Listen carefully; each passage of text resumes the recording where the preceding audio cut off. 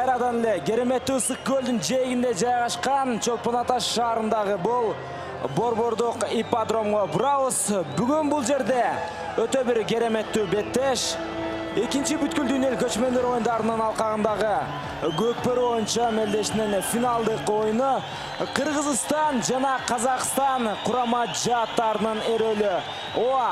Бул эки команда буга чейин мына ошол өздөрүнө бири-бирине деп айтсак да болот, бүткүл дүйнө жүзүнө деп да айтсак жаңылышкан болбойбуз. Мына Кыргызстан же болбосо Казакстан кимиси күчтүү экендигин аныктап айтып келише алган эмес. Мына бул эки команданын эң акыркы беттеши мындан 3 жыл илгери Астана шаарында өткөн Азия чемпионатында орун алып, 2-1 эсебинде Казакстан өлкөсүнүн спортчулары жеңишке жетишкен болчу. Бирок албетте өзүңүздөр билгениңиздердей эле Казакстанда өткөн. Бүгүн Бишкек шаарында демек бизде сөзсүз түрдө жеңишке жетүүгө абдан жакшы мүмкүнчүлүк бар. Мына көкбөрү беттешин көрүүгө бул ат майданга келип ошол баш багып турган көрмандардын саны өтө эле арбын, алардын саны дээрлик 10 миңден ашуун деп айтсак болот. Жааттар азыр ортоңку бөлкө чыгып келди. Башкы калыс Эсенкул Нураков экендигин сиздер менен чогуу көрө алдык. Мына ушул Эсенкул Нураков буюрса өзүнүн калыстыгынан тайбастан беттештин аягына чейин бул оюнду алып барып береринен ишенимим чоң. Дагы да болсо биздин канал менен кала бериңиздер. Кызматыңыздардан мен Нурсултан Турузбеков жана кесиптешим Зыярат Эсенбай болмокчубуз. Дал ошондой урматтуу телекөрүүчүлөр, сиздерди кайрадан мына бүгүнкү күндүн эң башкы беттешине чакырмакчыбыз.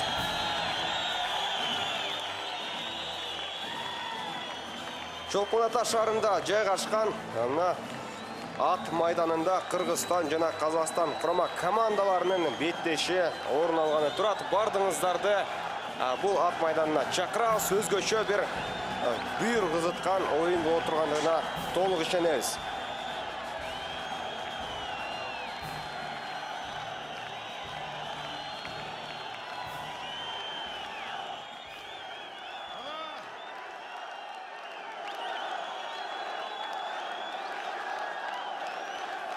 Мына сиздерге айта кетели, буга чейин А жана Б тайпалары түзүлүп, ал тайпалардан эң эле күчтүүлөрү катары мына Кыргызстан жана Казакстан курама командасы экендигин буга чейин эле биле алганбыз. Азыр эки тараптын желектери желбиреп турган учуру биз улуттук курама командабызга колдоо көрсөтүп, алдыга сүрөп туралы. Сөз түрдө биз эки жаатка тең ошол ийгилик каалайбыз, бирок биздин сүрөп көрмандык кыла турган командабыз бар, ал Кыргызстан улуттук курама жааты. Сөз түрдө бүгүнкү беттеште биздин мекендештерибиздин ийгиликке жетишерин каалап калмакчыбыз. Азыр калыстар тобун да бир ирет тааныштырууда. Ал учурда Зыярат, эгер мүмкүнчүлүк болсо, биз дароо эле курамдарды тааныштыруу менен улантып берсек сөзүбүздү. Дал ошондой курама командалардын мына курамдарын тааныштырууну баштайлы. Кыргызстандан баштасак, албетте бул өз үйүндө өткөрүп жаткандыгына байланыштуу биздин мекендештерден баштайлы. Биринчи катар санында команда капитаны Тыныч Алыбаев Арго аталган аргамагы менен, экинчи катар санында Кубаныч Султан уулу өзүнүн Байтур аталган аргамагы менен бул беттешке аттанып турган кези. Үчүнчү катар санында Нурбек Юсупов Джиган аталган аргамагы менен, ал эми төртүнчү катар санында Марлис Койгелдиев Грозный аргамагы менен, бешинчи Темир Молдокулов минген аты Туман экендигин айтып өтөлү. Алтынчы Айбек Эсеналиев Барон аталган аргамагы менен, жетинчи катар санында Манас Ниязов Кыргыз улуттук курама команданын жылдыздарынын бири. Бүгүнкү мына чоң ишенич Манас Ниязовда да бар десек жаңылышпайбыз. Бойко аталган аргамагы менен, андан соң 8-чи Улан Насакеев Граф аргамагы менен жана 9-чу Азат Насыпбеков Айтумар аргамагы менен чыгып отурат ат майданга. Ал эми 10-чы Рустам Тыналиев комбат аталган аргымагы менен чыгып отурат. Рустам Тыналиевди дагы биз жакшы билебиз. Эң мыкты оюнчулардын бири десек дагы жаңылышпайбыз. Андан соң 11-чи катар санында Айбек Иманалиев Телтору аталган ошол минген аты экендигин айтып өтөлү. 12-чи катар санында Сейитбек Анарбек уулу Ахиллес аты менен биздин курама команданын башкы машыктыруучусу Каныбек Кубатов экендигин айта кетели. Жана буга чейин оюнчулар Каныбек Кубатовдон өзгөчө бир көрсөтмөлөрдү алды деген ишеничибиз бар. Жана бүгүн көк кийимчен ат майданда турган Казакстан курама командасынын курамына өтө баштайлы. Кесиптешим Нурсултан Турузбеков тааныштырсын. Разычылык билдиребиз, урматтуу кесиптеш. Бирок ага чейин сиздерге айтып өтүш керек, азыр сүрөттөлүш боюнча Кыргызстан курама командасынын өкүлдөрү сиздердин назарыңыздарда. Бул Кубаныч Султан уулу 2-чи номердеги биздин ишеничибиз Байтур аты менен сиздердин назарыңыздарда болуп өттү. Андан кийин 3-чү номердеги бул Нурбек Юсупов сүрөттөлүштө сиздерге тартууланып жаткан эң бир мыкты чабандестердин, эң бир мыкты улакчылардын бири, өзүнүн Жиган аттуу аргымагы менен бүгүнкү беттеште Кыргыздын намысын коргойт. Ал эми бул Марлес Койгалдиев Грозный аргымагы менен 5-чи номердеги Темир Молдокулов бул сиздердин назарыңыздарда Туман аттуу өзүнүн жылкы аты менен бүгүнкү беттеште өтө бир кереметтүү беттеш жүргүзүп берет деген ишенимибиз бар. 6-чы Айбек Эсеналиев Барон, эми 7-чи анын жанында жайгашкан белгилүү биздин мекендешибиз, эң бир ишенимдүү оюнчулардын бири Манас Ниязов. Ал Башкортостан курама командасы менен болгон беттеште 5 улакты жарата алган болчу. Андан кийин 8-чи номер менен Улан Насакеев Граф аттуу аргымак менен бул сиздердин назарыңыздарда. Азат Насыпбеков 9-чу номердеги Азат Насыпбеков Айтумар аттуу аты менен азыр сиздердин назарыңыздарда. 10-чу белгилүү Көкбөрүнүн эң бир мыкты оюнчуларынын бири Рустам Тыналиев комбат менен бүгүнкү беттеште ойун алып барат. Ал эми 11-чи катар саны менен Айбек Иманалиев Телтору мынакей ушундай көрсөткүч. Ал эми 12-чи катар саны менен биздин эң акыркы көрсөткө турган оюнчубуз, тааныштыра турган беттеш, ошол тааныштыра турган оюнчубуз Сейитбек Анарбек уулу Ахиллес аттуу аргымагы менен бүгүнкү беттеште кереметтүү беттешти алып барат деген оюбуз бар. Ал эми башкы машыктыруучу Каныбек Кубатов экендигин кесиптешим айтып өткөн. Ал эми команданын башчысы Рамис Жунусалиев. Ал эми Казакстан курама командасына биз орун берели.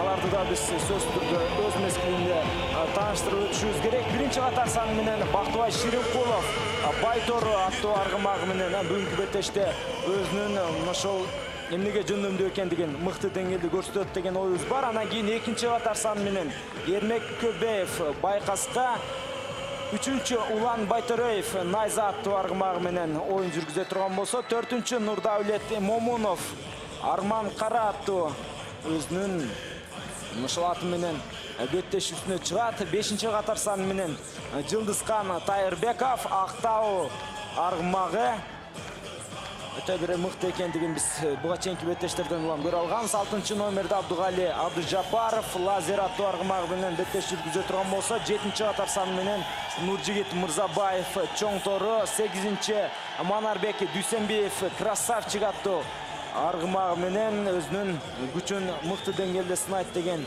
оюбуз бар. Ал эми 9-чу орунда Баглан Ширинбаев Казанбас аттуу өзүнүн аргымагы менен бүгүн майдан үстүнө көтөрүлөт. Казанбас.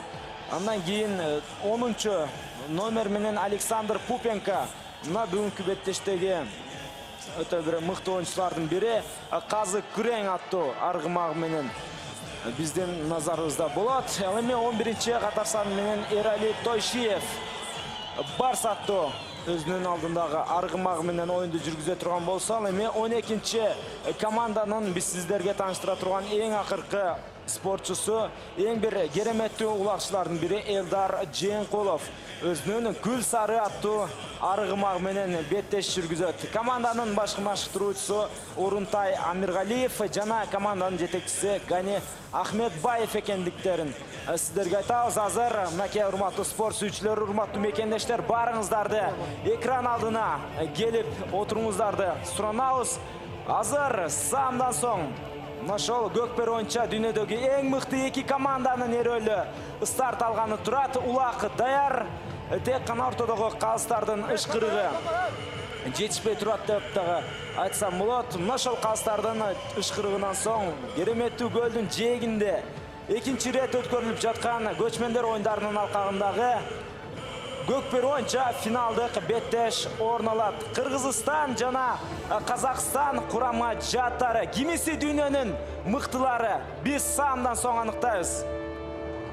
Мына ошондой бизде көптөн көтөргөн беттеш дагы бир аз көз ирмемдерден соң башталат жана калыстын ышкырыгы жаңырды алгачкы улакка болгон аракеттер жасалып жаткан кезде биринчи жолу биздин курама команда жетип келди, дагы эң алууга мүмкүнчүлүк болгон жок, бирок андан кийин дагы аракетин улантат деген ишеничибиз бар. Эң башкысы бербеш керек, чабуулга мүмкүнчүлүк бербеш керек эле. Биз үчүн жаман көрүнүш ушул жерде орун ой, Азамат бул жерде абдан жакшы көрүнүш орун алып кетти. Чындыгында Азамат ким экендигин мен сиздерге аныктап бере албайм, бирок анткен мезгилде да биздин мекендештерибиз коргонуу бөлүгүндө мыкты оюнун жүргүзүшү абзел. Дагы бир жолу Казакстан өлкөсүнүн өкүлү 8 номердеги Манарбек Дүйсенбиев, анын карамагында азыр улак сакталып келүүдө. Сөзсүз түрдө аны биз коргонуу бөлүгүндө мыкты ойноо менен мекендештерибиз таба чийининен сыртка чыгарып жибергендигин көрө алдык. Жүрөктүн үшүн алып өткөн окуя саамда мурун ошол көз ирмемдер мурун орун алган. 7 номердеги Нуржигит Мырзабаевдин чоң тору аттуу аргымагы чындыгында анын ылдамдыгы керемет болчу. Биздин мекендештерибиз эч кандай айламалы таба алмак эмес, эгерде эле улак ошол тайгазанын ичинде түшкөндө. Азыр жеке бар 3 номердеги, жок бул жерде 6 номердеги казакстандык Абдугали Абджапаров ал дароо эле улакты эң алууга жетишти. Ага каршы Кубаныч Султан уулу өзүнүн коргонуу бөлүгүндөгү аракетин жасап көрөт. Биздин мекендештерибизге ийгилик жылмаябы? Мына ушул жерден байкайлы, азырынча талаш орундалып жаткан чагы биздин курама командадан Азат Насыпбеков Айтумар аргымагы менен атаандаштардан улакты жулуп алуу аракетин көрүүдө. Мына демек эч кандай бир жаракатсыз учур деп ишенип туралы. 6-катар санда ойногон Абдыжапаров Абдугали лазер аты менен жерге жыгылып түшкөндүгүн көрүп отурабыз. Спортто эң башкысы мына ушул ден соолук экендигин айтып өтөбүз. Атаандаштарынын жылкысы качып кеткендигине байланыштуу биздин курама командадан 2 оюнчубуз аны кармаганы кеткендигин көрүп отурабыз. Эң башкысы мына жаракатсыз башталышы керек. Жана андан кийин эки тараптын татыктуу түрдө беттешти уланталат деген ишеничибиз бар. Абдугали Абдыжапаровго азыр тиешелүү түрдө ошол медициналык жардамдар көрсөтүлүшү керек. Бул спортчу, бул улакчы мына бүгүнкү алгачкы эле оюнунда активдүүлүк менен баштады десек дагы жаңылбайбыз. Жалпысынан турнирде 3 улагы бар экендигин айтып өтүшүбүз керек. Эки тараптын оюнчуларынан тең бирден мына улакчы жерге түшкөн, бирок мына биздин мекендешибиз кайрадан атына минип оюнду улантууга мүмкүнчүлүгү бар экендигин билдирди. Азыр биз болгону мына коңшулаш өлкө казакстандык Абдугали Абдыжапаровдун бутуна туруусун күтөбүз. Ооба, өтө бир өкүнүчтүү жагдай орун алып кете жаздады. Абдугали Абдыжапаров лазер аттуу аргымагы менен ошол жерден улак теңип алып, андан ары ортодогу талашта бир аз оңтойсуз окуялар жол берилип, жыйынтыгында ал спортчунун жыгылып бир аз жаракат алып калгандыгын көрүүбүз. Эмне болсо дагы казакстандык Абдугали Абдыжапаровдун ден соолугу мыкты болуп, анын беттеш үстүнө биз кайтып келүүсүн күтүп алабыз. Андан сырткары мынакей Казакстан өлкөсүнүн бул беттешти өтө бир мыкты деңгээлде баштагандыгын биз моюнга алышыбыз керек. Манас Ниязов бул сиздердин назарыңыздарда карамамыга жиберилди. Бул биздин мекендешибиз эмнеге жиберилгендигин сиздерге тактап берүүгө аракет жасайбыз. Жолбосо ушул улагы жок турган атаандашына каршы балким атты катуу ылдамдыкта ошол чаап жибергендигине байланыштуу байтор. Азыр эми Казакстан өлкөсүнүн өкүлдөрү 2 мүнөт бою биздин мекендештерден үстөмлүктө.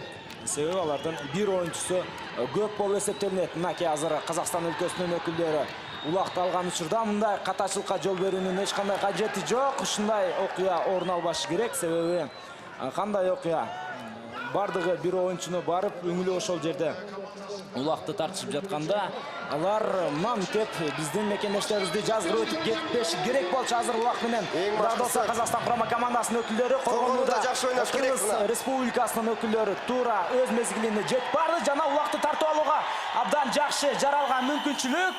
Бирок жок, бул жерде Кыргыз өлкөсүнүн коргонуу бөлүгүн биз баалап койсок болот. Мына ушул жерден каршы чабуул орундалып бара жаткандыгын көрдүк. Бул өтө коркунучтуу абал. Мына Манас Ниязовдун кара мамыга чыгып калуусу бул чындыгында биздин 3 оюнчу үчүн өтө бир татаал абал десек дагы жаңылышпайбыз. Өтө бир курч мүнөздөгү талаш орун алган экен. Биздин мекендешибиз мына Нурбек Юсупов дагы ошол талаш абалында жеңип кетүүгө аракетин көргөн. Эми мына айлампанын ичинде эрүүл орундалып жаткан кезде Сейитбек Анарбек уулу жана атаандашы Ширинкулов Бактыбай экендигин айтып өтөлү. Эки тараптан тең мыкты бир аракеттер бар. Азырынча кимиси чийиндин сыртына биринчи жолу алып чыгып кетет, байкайлы. Эми гана биздин мекендештерибиз азыр улакты тартып алуу аракеттерин көрүп жаткан учурда казакстандыктар дагы жөнөкөй Эремес алар дагы өзүнүн мыктылыгын да бир ирет көрсөтөт. Азыр өтө бир кооптуу чабуул ушул жерден уланат. Коргонууга барыш керек биздин мекендештерибиз өз мезгилинде коргонуу орун албай турган болсо анда өкүнүчтүү окуя орун алып калышы ыктымал. Ал эми Манас Ниязовдун дагы майданга чыгаарын биз күтүп турган учурубуз. 8 секунда калды. Батыраак ошол Кыргыз өлкөсүнүн мыкты оюнчусу Манас Ниязов майданга аралашып 4-4 боюнча беттеш уланат деген оюбуз бар.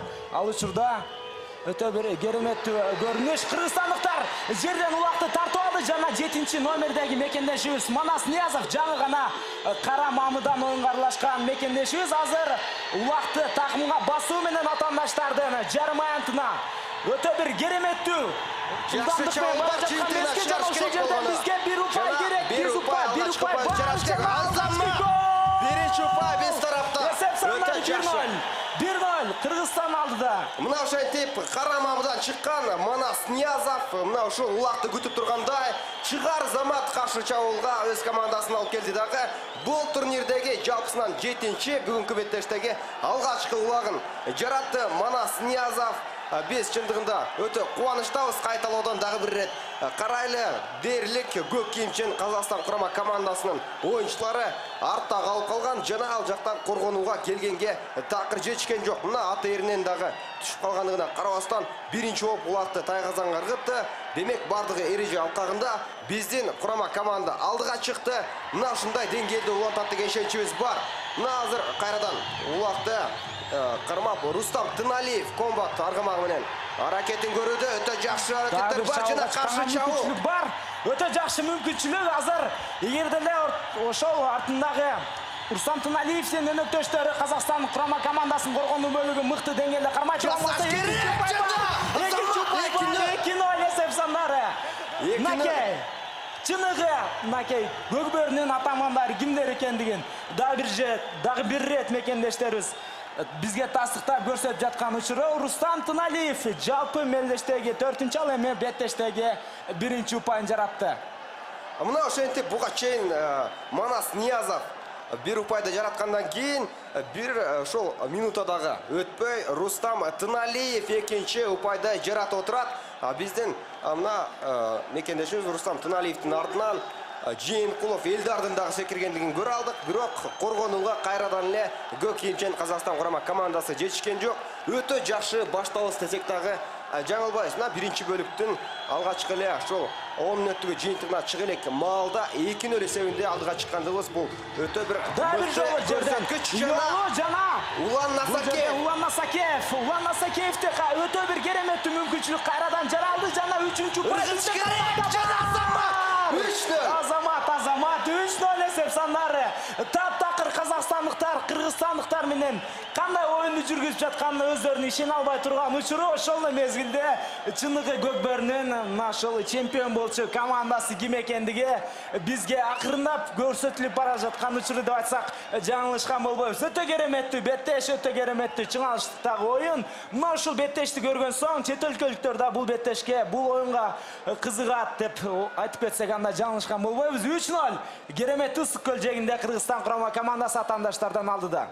Мына ушундай каптал сызыктан чыгар Замат улан Насакеев улакты биринчи болуп эңгенге жетиши алдыдагы каршылаштардын тайгазаны көздөй ылдамдануу менен бет алган, анысы дагы ийгиликтүү жыйынтыкталды. Биз өтө кубанычтабыз. Мына мындай башталышты чындыгында эч ким күтпөсө керек. Биздин курама команда өтө күчтүү жана мыкты экендигин билгенбиз албетте. Бирок ошол эле учурда Казакстан курамасынын деңгээлин дагы унуткан эмеспиз. Мына мындай алгачкы бөлүктөгү жыйынтык биздин купулубузга толуп турган учуру дагы да болсо алдыда кызыктар бар. Эми экинчи 10 мүнөттүктө кандай көрүнүш орун алат чогуу байкайлы. Улакка биринчи болуп биздин курама команда жетип келди жана эң убалуу бар, бирок аягында Рустам Туналиев колдон чыгарып жиберүүгө аргасыз болду. Кайрадан эле биздикилер эң алып мына капталсызга чыкпаш керек эле. Эми кайрадан эле ошол аракеттер ошол айлампанын ичинде уланат.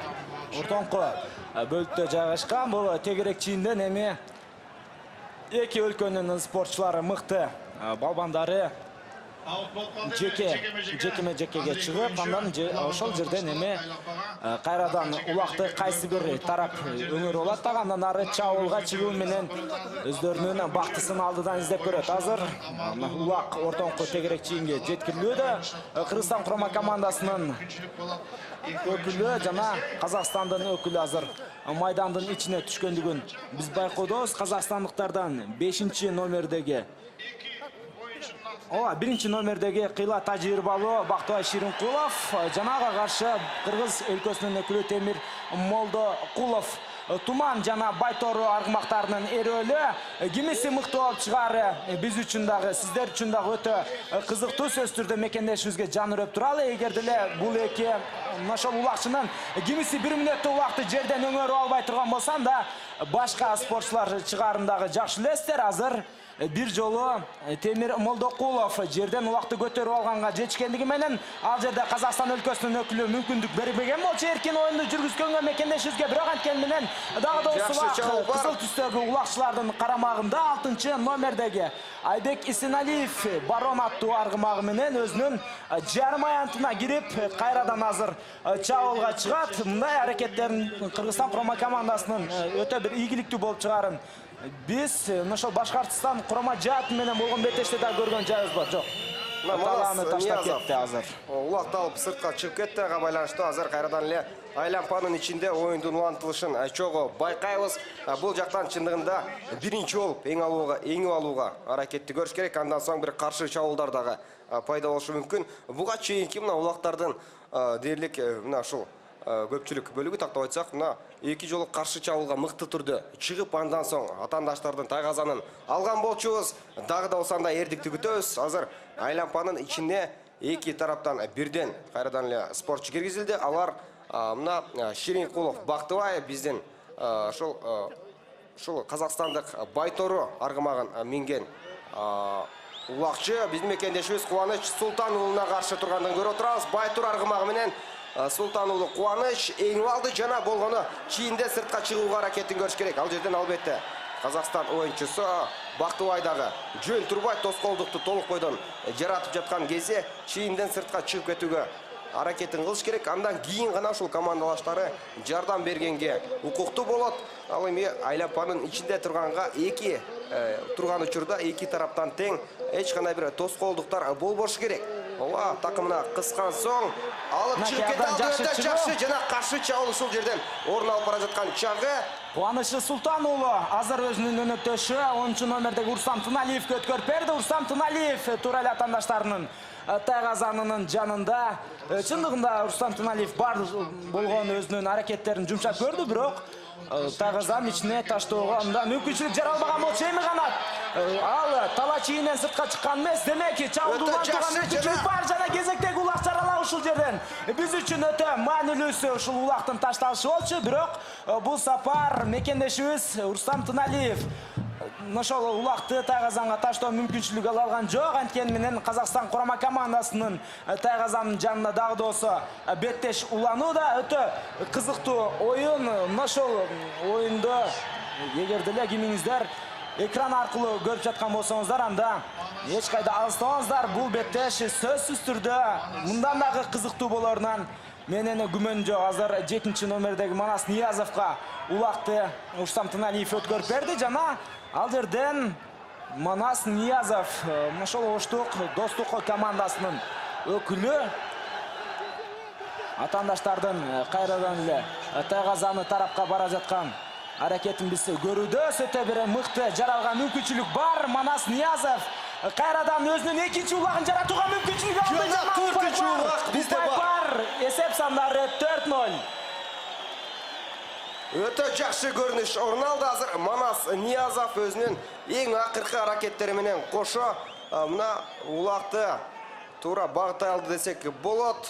Биз чындыгында Манас Ниязовдун кыймыл аракетин баалай өтүшүбүз керек. Бул турнирдеги 8-чи улагы, ал эми бүгүнкү 2-чи улак экендигин сиздерге айта кетели. Мына кайталоодон толук байкасак, мына аты менен кошо тайгазанын үстүнө чыгып кетүүгө бир аз гана калган. Өзү дагы аз жерден мына жаракат алып кала жаздады. Эң башкысы абайлаш керек. Жана бул жерде мына Манас Ниязовдун бойко аталган аргымагы дагы бул упайга тиешеси бар десек жаңылбайбыз. Мына 4-0 эсебинде биринчи бөлүктө алдыга чыккандыгыбыз өтө жакшы көрүнүш.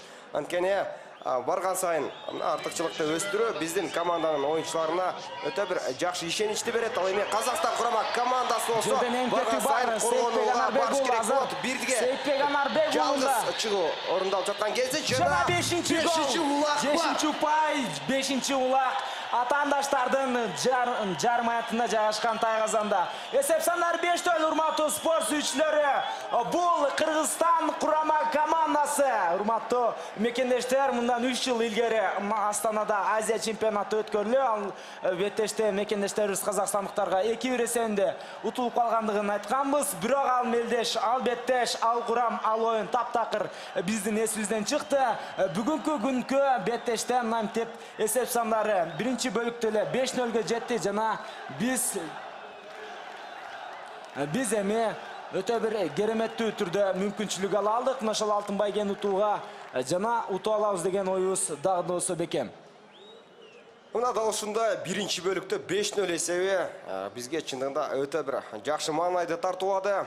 Бул Чолпон Ата шаарындагы ат майданында жайгашкан, чындыгында көрүү үчүн келген күйөрмандардын чындыгында жакшы ишеничин актоо дегенди билдирет. Кайрадан калыстын ышкырыгы жаңырды.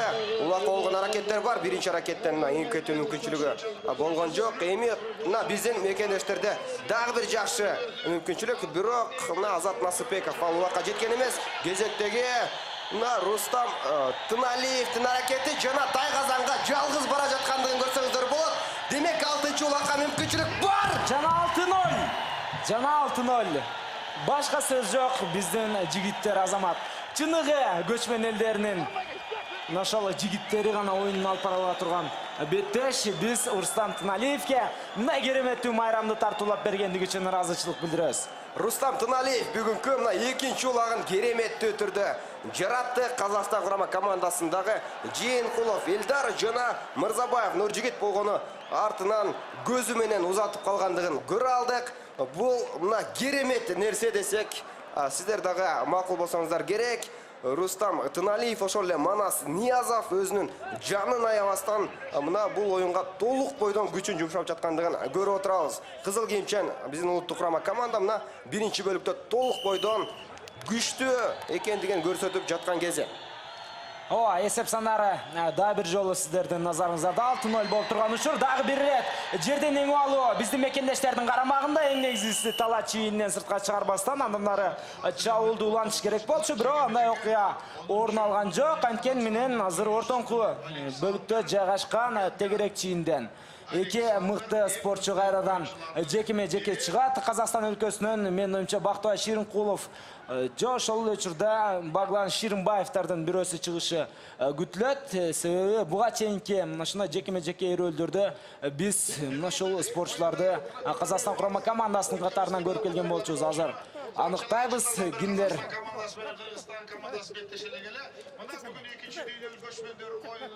мынакей 5-6 номердеги биринчи бөлүктө бир аз жаракат алып калгандай тургалтырган Абдугали Абдыжапаров азыр ортоңку бөлүктө каршы кыргызстандык Темир Молдокулов жекеме-жеке алышып жаткан учур. Бир эле бул жерде эки ошол жигиттин эрөөлү эмес, эки аттын дагы, эки ошол тулпардын дагы эрөөлү орун алып жатат деп айтсам жаңылышпайм. Себеби казакстандыктардан лазер аттуу аргымак жекеме-жекеде мыкты боло турган болсо, ал эми Кыргызстандын курама жаатынан Туман аттуу аргымак өзүнүн мүмкүнчүлүгүн таптакыр атаандашына бербестен туура пайдаланып кетерин биз көптөгөн мелдештерде көргөнбүз. Азыр мына мекендешибиз улакты жерден иңип алууда атаандаштан болгон тоскоолдук чындыгында өтө бир мыкты деңгээлде орун алды. Бирок анткени менен Темир Молдокулов да бир жолу бул жерде улакты тартты жана такымга басандан ары чабып уланыш керек. Себеби биринчи бөлүктүн бүтөрүнө азганакай секундалар калган. Ал секундалар менин оюмча биз үчүн ийгиликтүү болуп чыгат. Азыр эң акыркы ушул чабуул токтогунчакты беттеш орун алат. Мекендешибиз азыр улакты өз карамагына алды жана чабуулга чыгып бара жаткандыгын көрүүдөбүз. Темир Молдокулов ал эми бул беттеш улак ошол тала чийинен же болбосо тагазаңа түшкүчө кулланарын эске ала турган болсок, бизде дагы жакшы мүмкүнчүлүк бар. 7-0. Мен өз көзүмө ишене албай турган учурум. Чындыгында эле Кыргызстан курама командасы таптакыр казакстандыктарды биринчи бөлүктө аяган жок. Азаматтар, чыныгы көчмөн элдери, чыныгы кыргыздын мырзалары мына ушундай көкпөрү ойнойт, чыныгы улакчылар мына ушундай улакты таштайт. Баары керемет, баары жайында урматтуу спорт сүйүүчүлөр. Алдыда эми 10 мүнөттүккө тыныгуу бар. Андан соң биз сиздер менен кайрадан экинчи бөлүктө кезигишебиз. Рустам Тыналиев жана Манас Ниязов сыяктуу оюнчуларда эле мына Темир Молдокулов дагы өзүнүн улагын жарата алды. Бул өтө жакшы көрүнүш. Биз чын жүрөктөн куттуктайбыз. Эми болгону акыркы аракеттер орун алат. 20 мүнөттүк анткени жыйынтыгына келип жеткен болчу. Улак азырынча мына жерде тапталып жаткандыгын көрүп турабыз. Кабыстын ышкырыгы жаңыра элек 7-0 эсебинде биринчи бөлүктө өткөндүгүбүз өтө жакшы. Мына сейрек кездешүүчү учурлардын бири Казакстан курама командасы улакка үй болду. Жыйынкулов Илдар азыр биздин тагазан көздөй жакындап бара жаткандыгын байкасаңыздар болот. Жана өнөктөштөрүнө туура өткөрүп берүү үчүн аракетин көрүүдө, бирок коргонууда азыр биздикилер мыкты ойноп жаткандыгында шек жок. Мына алмашуу жасалды. Жыйынкулов Илдар сыртка чыккандыгын көрүп турабыз. Азыр коргонууга жакындап бара жаткан мына Азат Насыпбеков экендигин айтып өтүшүбүз керек. Өтө жакшы. Мына тагазанга бир оюнчуну жалгыз чыгарган жок дагы. Мына ушундай коркунучтуу абалдан сактап калды десек болот. Дагы да болсо аягына чейин чыгарыш керек.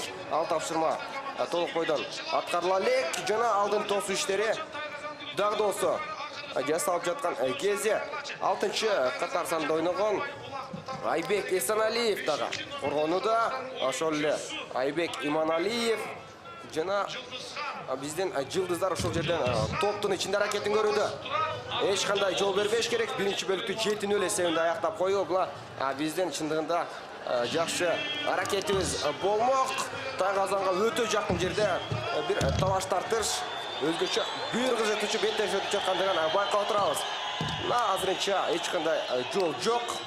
Биздин коргоочулардын арасынан жылчык табуу дагы оңой эмес иштердин катарында десек да жаңылышпайбыз. Жана казакстандыктар алгачкы аракетин ишке ашырды. 7-1 эсеп сандары мына ошентип эсеп сандары алмашкандан кийин бул биринчи бөлүктүн өзүнүн марасына жетип келгендигин биз көрдүк. Эми ортодогу 10 мүнөттүк тыныгуудан соң биз кайрадан эле КТРК Спорт жана коомдук биринчи каналдардан сиздер менен учурашабыз. Ал жерде бул кызыктуу беттештин экинчи бөлүгү уланат. Демек биздин каналдардан эч кайда алыстабай туруңуздар.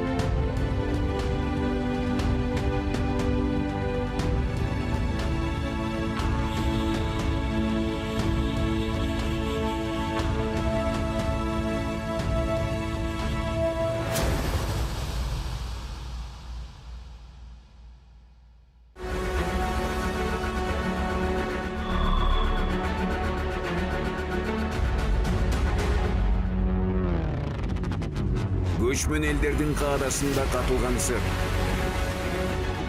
салтында сакталган мурас, оюндардагы омоктуу ойлорду 3-8 сентябрга чейин КТРК спорт жана маданият тарых телеканалдарынан көрүңүздөр.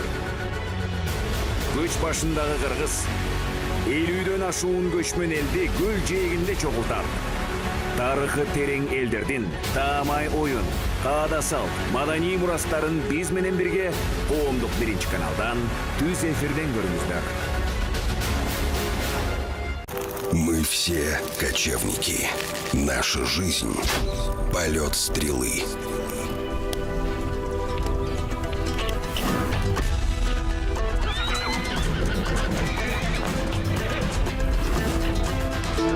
Через века и континенты мы пронесли свою культуру, традиции и игры.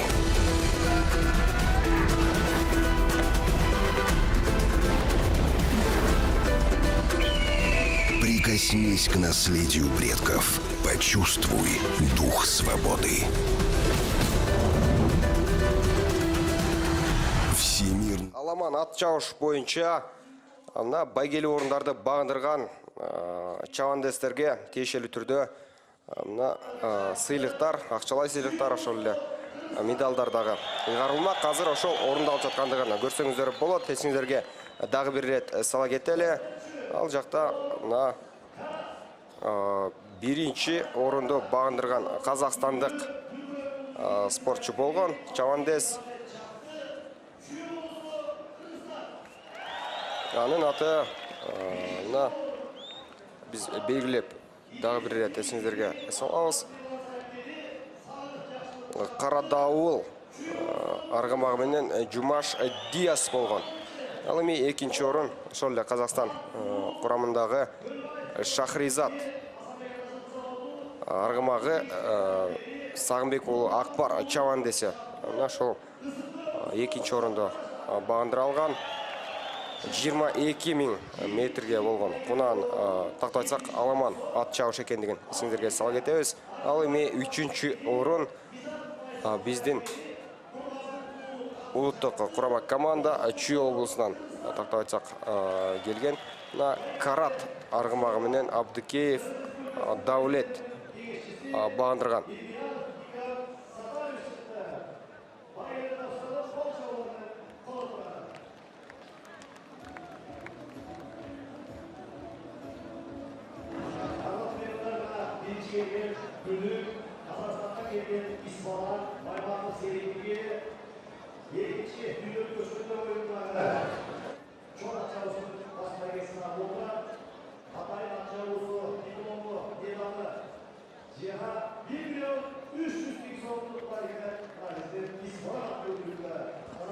Мына өзүңүздөр билип тургандай 1-чи орун үчүн 1.300.000 сом экендигин дагы айтып өтөлү. Ал байге акчасына мына казакстандык чабандес Жумаш Диас жечкендигин көрүп турабыз. Ал Кара Дауыл аргамагы менен атаандаштарына караганда 1-чи болуп озуп маарага келе алган болчу.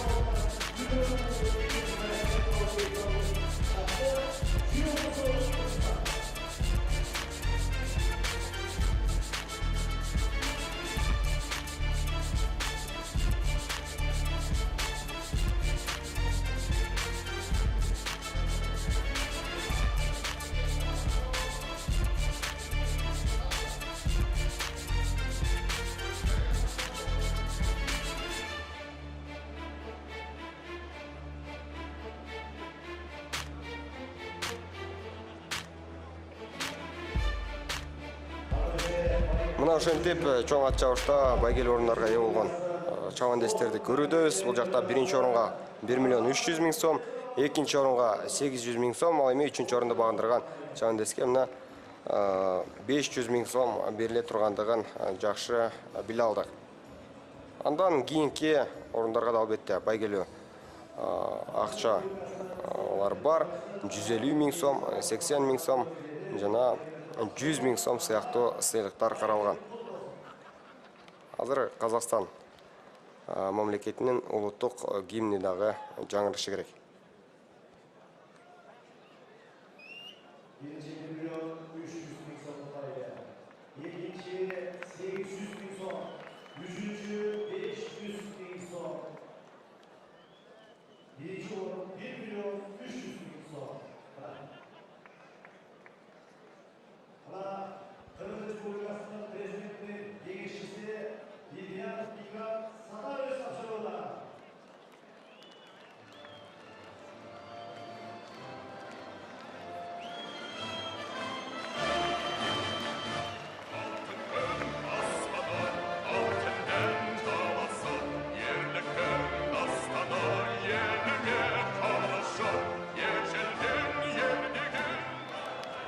Мынакей сыйлоо эми орун алып жаткан жерден биз эми сиздердин назарыңыздарды көкпөр боюнча беттеш уланчу ошол майданга чакырабыз. Эми жерден эң убалуу кайрадан эле Кыргыз Республикасынын өкүлдөрү 10-чу номердеги мекендешибиз азыр Рустам Тыналиев өз аймагына барды жана ушул жерден азыр чабуулга чыгышы керек.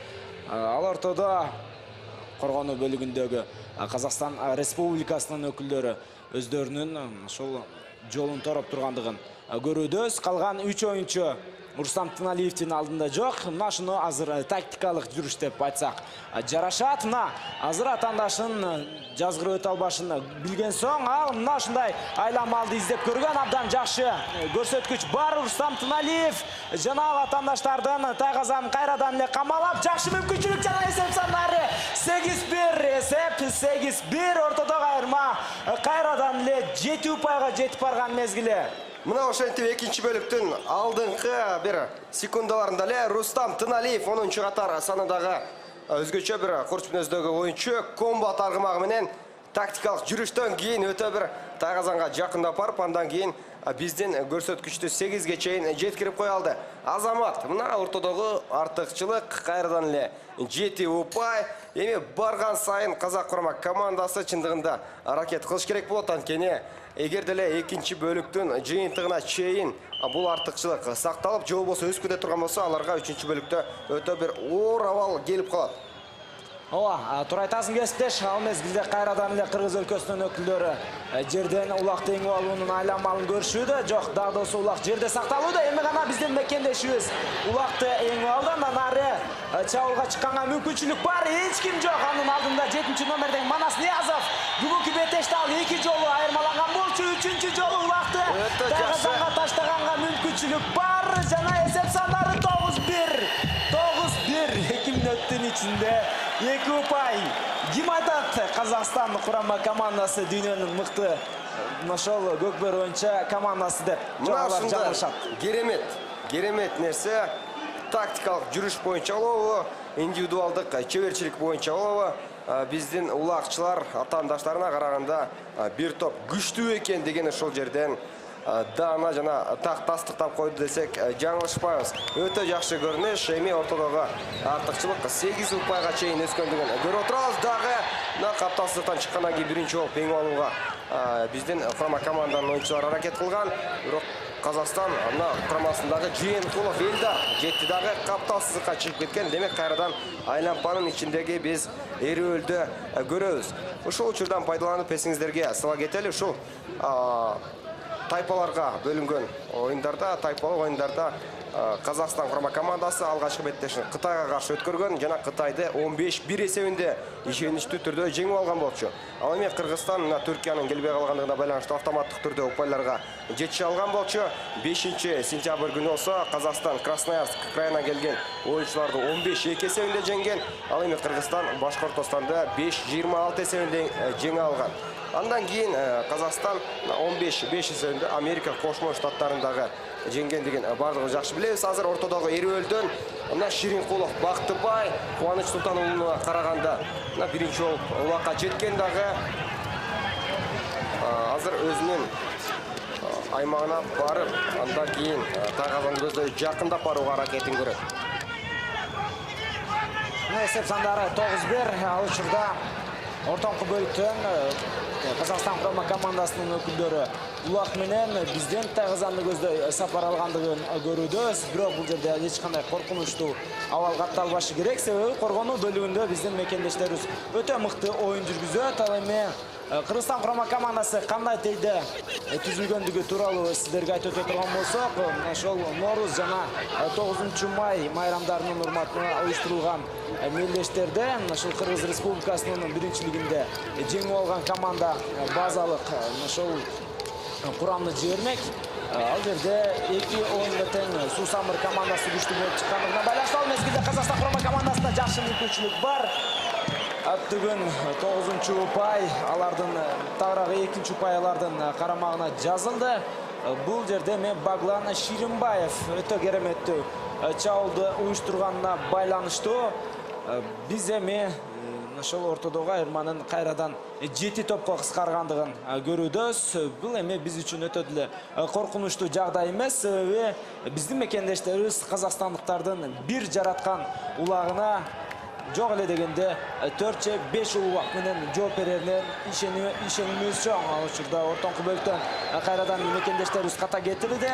Жерден эңип алуу сөзсүз түрдө казакстандыктардын карамагында болбош керек. Жерде ким биринчи ушул улакты эңип ала турган болсо, ошол командада өтө жакшы мүмкүнчүлүк пайда болорун биз оюндун жүрүшүнөн жакшы баамдап биле алдык. Азыр жерден эңип алуу Кыргыз өлкөсүнүн оюнчулары карамагында болгон улак азыр дагы оюн таласында сакталып келүүдө. Мекендешибиз 12 номердеги Сейитбек Анарбек уулу андан ары чабуулду өнүктүрүп бара жаткан, бирок биз ага чейин ушул ортодогу калыстын ышкырыгын уккан болчубуз. Демек ортоңку ошол бөлүктөгү тегерек чийинге улак ташталат дагы. Ал жерден бул беттеш Машултейде уланат.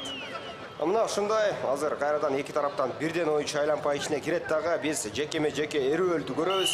Бул Эрөөлдө биздин мекендешибиз күчтүүрөөк болуп чыгат деген ишеничибиз бар. Бирок биринчи болуп Ширинкулов, Бактыбай улакка жетишти дагы. Анын артынан Темир Молдокулов туман аргымагы менен аракет кылып жаткандыгын байкасаңыздар болот. Жана азырынча албетте өзүнүн бөлүгүнөн Ширинкулов, Бактыбай чабуулду баштаганга аракетин көрүүдө. Эң башкысы буларга жол бербеш керек. Коргонууда мыкты өзүнүн ошол оюнун көрсөтсө, анда албетте тайгазанга жакындатпайт. Биз өзүбүздүн мына оюнчуларга ишенебиз. Өтө жакшы бир курч мүнөздөгү айырышкан талашуу жүрүп жатканын байкасаңыздар болот. Жана каптал сызыкка кайрадан чыгып кеткен оюнчулар бар. Азыр кайрадан эле ошол тегерекчелердин ортоңкусуна улак жайгаштырылат дагы. Биз ал жерден жекеме-жеке Эрөөлдө көрмөкчүбүз. Ошол бир аз тынгуудан пайдаланып сиздерге оюнчулар кандай түрдө Кыргыз улуттук курама командасына тандалгандыгын айтып өтөлү. Быйыл ошол Казакстан курама командасына каршы деги эле экинчи дүйнөлүк көчмөндөр оюнунда Кыргызстандын улуттук курама командасына Сары Өзөн командасынан 7 оюнчу кирген. Талас курама командасынан 2 оюнчу, Оштун Достук курама командасынан 1 оюнчу, Бөрүлүдөн 1 оюнчу жана Сокулук курама командасынан 1 оюнчу кире алган. Бул оюнчуларды кандай түрдө тандаган десеңиздер, мына Нооруз жана 9-май беттештеринде жеңишке жетишкен командалардан тактап айтсак көбүрөөк оюнчу алынды. Ал мына Сары Өзөн экендигин дагы сиздерге айтып өтүшүбүз керек. Азыр жекеме-жеке Эрөөл орундалып жаткан чагы мына ортодо салттуу түрдө эки тараптын талашууну улантууда. Кубаныч Султан уулу жана казакстандыктардан буга чейин дагы мындай жекеме-жеке Эрөөлдү көрсөтүп жаткан Ширинкулов, Бактыбай, Байтору мына аргымагы менен биринчи болуп улакка жетише алды. Өтө бир чебер оюнчулар катары ушул казакстандык курамадан белгилеп өтсөк болчудай. Сөзсүз түрдө Бактыбай Ширинкулов бул казакстандыктардын эң бир мыкты оюнчулардын бири экендигин биз беттеш жүрүшүндө дагы көрүүдөбүз. Анын ошол жекеме-жеке чыгууда анын аргымагы байтору да өтө бир ийгиликтүү болуп чыгаарын биз көрө алдык. Ал учурда казакстандыктар жерден эң кетпеш керек. Тескерисинче Кыргыз өлкөсүнө бул жерден убакты эң үрү өтө маанилүү болчу. Бирок андай окуя орун алган жок. Казакстан өлкөсүнүн өкүлдөрү азыр чабуулга акырындап чыгып бара жатат. Бирок коргонуу бөлүгүндө биздин мекендештерибиз жык жайгашканын эске алгандан да 10 номердеги бул Александр Пупенко өзүнүн казык күрең аргымагы менен эч кандай айла амал издеп таба албайт деген оюбуз бар, ишенимибиз бар. Бирок мынакей Александр Пупенко да жакшы мүмкүнчүлүк жаралды коргонуу бөлүгүнөн. Азыр Кыргыз өлкөсүнүн оюнчулары өз мезгилинде жетип келүү менен Сейитбек Анарбек уулу атаандашынан улакты тартып алуунун айла амалдарын издеп көрүүдө. Эң негизгиси мына ушул жерде азыр атаандаштарга 3-чү упайды бербеш керек. Канчалык ушул ортодогу айырма ийри болбосун, бирок ар бир упай үчүн мекендештерибиз дагы да болсо оюнду жүргүш керек. Болбосо Казакстан курама командасы өздөрүнө жаралган жалгыз мүмкүнчүлүктү колдонуп кетиши толук ыктымал. Ал мезгилде өтө бир дагы коркунучтуу абал, кооптуу учур. Александр Пупенко бизден тайгазанга улакты таштоого мүмкүнчүлүк ала алган жок. Эми коргонуу бөлүгүндө мекендештерибиз асыздык кылып койду. Мына тилекке каршы кезектеги улакты өз тайгазанга өткөрүп алдык. Бул жерде мына Момунов Нурдаулет Арман Кара калган аргымагы менен экендигин айтып өтөлү. Мына 3-чү улакты бербеш керек эле. Бул жерде 2 оюнчу болду, кимисине азыр жазылат, чогуу көрөбүз. Кайталоодон дагы такчаны анык байкасак болот. Бул жакта мына экөөлөп кеткендигин көрүп отурабыз. Ага байланыштуу 3-чү улакка тоскоолдук жаратуу мүмкүнчүлүгү болгон эмес. Александр Пупенкога демек бул улакка жазылат. Казакстан курама командасынын мына күчтүү оюнчуларынын бири бүгүнкү оюнда 1-чи улагын жаратты. Жалпы турнирде бул оюнчуда 7 улак бар жана жакшы биздин оюнчулар улакка ийгилик кылуусун улантууда жана атаандаштын тайгазаны көздөй бара жаткандыгын көрүп отурабыз. Керек жана 10-чу улак биздин өтө керемет эсепте бар. Өтө кереметтүү көрүнүш. Дал ушундай кереметтүү соккулар Казакстан курама командасынын тайгазанына уланы беришин каалайбыз. Улан Насакеев Азаматсын. Мына ушундай Улан Насакеев бүгүнкү беттеште 2-чи, ал эми жалпы турнирде 5-чи улагын жаратты. 8-чи катар сандагы оюнчу. Мына азыр өзгөчө бир чеберчилигин көрсөтсөк жаңылышпайбыз. Бара жаткан кезде тайгазандын капталынан ишеничтүү улакты жараткан. Азыр кайрадан ошо капталсыздык тараптан эки тараптын улакка жакындап келүүдө. Талашуу өтө бир мыкты деңгээлде уланып жатканын байкасаңыздар болот. Өтө жакшы. Марлес Койгелдиев азыр атаандашына берген жок дагы. Азыр биздин мына оюнчулар улакка жетише алды. Эң башкысы өнөктөштөр менен бирдей командалык оюнду жүргүзсө жакшы болмок. Жана дагы бир чабуулга чыгууга мүмкүнчүлүк жасалып бара жатканча капталсыздыкка чыкпаш керек. Башкысы өтө жакшы эки оюнчу демек жазгы кылып өтүлгөн. Ага байланыштуу эми гана калыстын ышкырыгы жаңырды дагы. Бул жерде Сейитбек Анарбек уулунда акырына чейин мүмкүнчүлүк болгон жок, бирок чабуул бар болчу.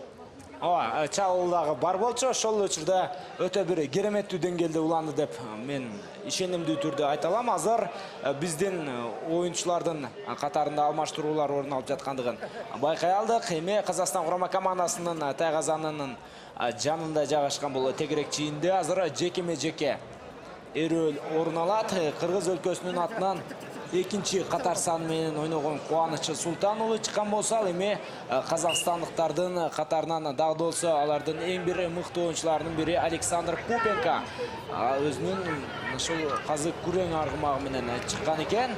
Биринчи болуп Казакстан өлкөсүнүн өкүлү жерден улакты өңөрүп алуу менен андан ары чабуулдук аракеттерин көргөн болчу. Бирок ага карабастан биздин мекендештерибиз дагы да болсо жерден улакты иңерип алуу, андан ары чабуулга чыгууга өтө бир мыкты мүмкүнчүлүк алып турган учур. Тек гана ушул мүмкүнчүлүктү колдон чыгарбашы керек. Ал эми ипподромго келген көрөрмандардын баары азыр мекендештерибизге өзүнүн сүрөөндөрүн көрсөтүп колдоп турган учур. Бул көрөрман спортто 12-чи мына ошол көк бөрүдө 5-чи оюнчу деп айтылып жүрөт. Ошол 5-oyuncu дагы өзүнүн чоң бир көмөгүн көрсөтүүдө деп айтсам жаңылышкан болбойм. Азыр орусактардан, мына тагыраак Казакстан өлкөсүнүн өкүлдөрүнөн улакты тартып алуу биздин мекендештерибиздин карамагында бар. 7-номердеги бул Манас Ниязов экендигин абдан жакшы деңгээлде таанып калды. Андан сырткары Айбек Именалиев дагы мына ошол улакты тартып алуунун айламалын көрүп жаткан учур. Азыр улак Кыргыз өлкөсүнүн карамагында болду жана анан ары чабуулга чыкканга бизде мүмкүнчүлүк бар. Өтө кереметтүү чабуул. Бирок тала чийинин азыр улак таштап кеткен соң эми ортодогу калыстын чечими менен анын буйрутмасы менен ортоңку бөлүккө улак алып келинип таштайт дагы. Андан кийин ушул эки тарап тең өздөрүнүн мүмкүнчүлүктөрүн жекеме-жекеден издеп көрүшөт. Казакстан өлкөсүнүн өкүлдөрү азыр таптакыр өздөрүнүн ушул оюндарына талаада эмне болуп жаткандыгына өздөрү ишене албай турган учур деп айтсам жаңылышпайм. Себеби алар чыныгы татыктуу атаандаштыкты күтүшкөн. Мына ушундай биздин курама команданын башкы машыктыруучусу Кубатов Каныбек экендигин эсиңиздерге сала кетебиз. Ал мына 20 жылдан бери машыктыруучулук кызматты өтөп келет. Эң эле алгач ал Бөрүлө курама командасын жетектеген. Андан кийин мына биринчи дүйнөлүк көчмөндөр оюнунда Кыргызстан 2 курама командасын баштап келген болчу. Ал эми быйыл мына жалгыз Кыргызстан курама командасын ошол баштап келип отурат. Азырынча бардыгы ийгиликтүү жана бизге өтө жакшы орундалып жаткан кезде экинчи бөлүктүн 15-минутасы дагы жыйынтыгына чыгайын деп калды. Ал учурда бизде 7 упайлык артыкчылык бар. Ал эми эсиңиздерге сала кетели, Султан уулу Кубаныч мына Байтур аты менен биздин курамда бар экендигин айта кетебиз. Мына Султан уулу Кубаныч негизинен Эрөөлгө ушул айланма ичине жайгаштырылган улакты тартып алууга көбүнчө чыгат. Анткени анын ушул аты күчтүү экендигин айтышыбыз керек. Бул жакта аргымактын мыкты тапталгандыгы дагы өтө бир жакшы мааниге ээ. Ал эми ошол оюнчулар тууралуу айтсак, бул оюнчулар кураманын улуттук жаатындагы оюнга өздөрүнүн клубтарында ойногон. Ошол клубдарында ойногон аттары менен келгендигин дагы айтып өтүшүбүз керек. Мына ушундай тыныгуу орун алууда азыр эки тарапты тең биз күтөбүз.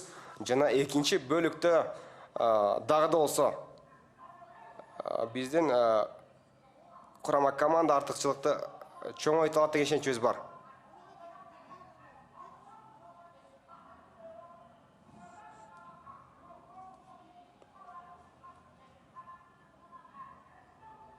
Мына эки тараптан бирден оюнчу кайрадан айланпанын ичине жайгаштырылды дагы.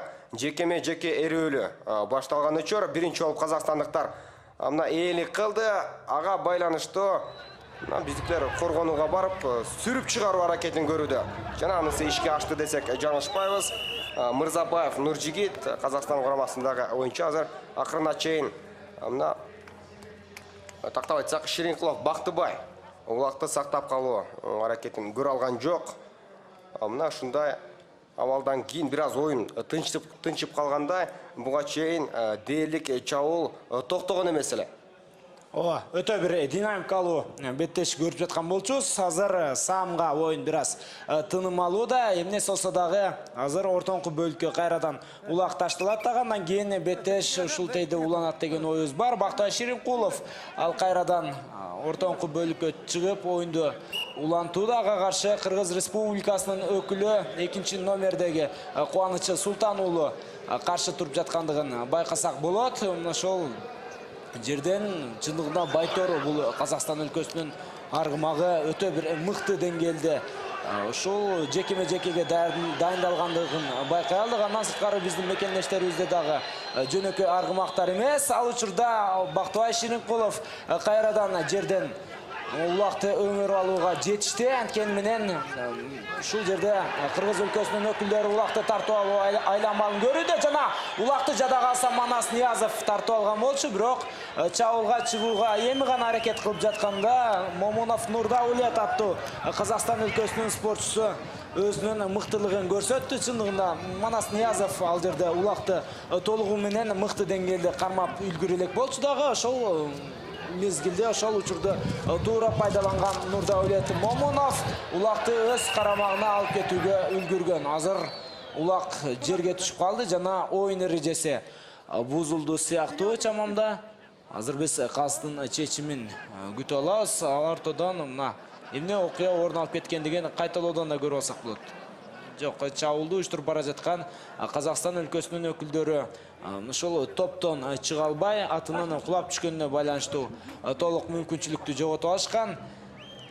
Эми ушул жерден азыр жерден улакты эң алуу башталат. Дагы бир жолу Казакстан өлкөсүнүн өкүлдөрү улактын ошол аттын үстүнөн түшүп калгандыгын көрдүк. Ошол эле мезгилде Кыргызстан курама командасынын өкүлдөрү бул жерде улакка ээлик кылып тек гана талачыйнын кесип өтпөш керек. Жакшы мүмкүнчүлүк бар чабуулга чыкканга.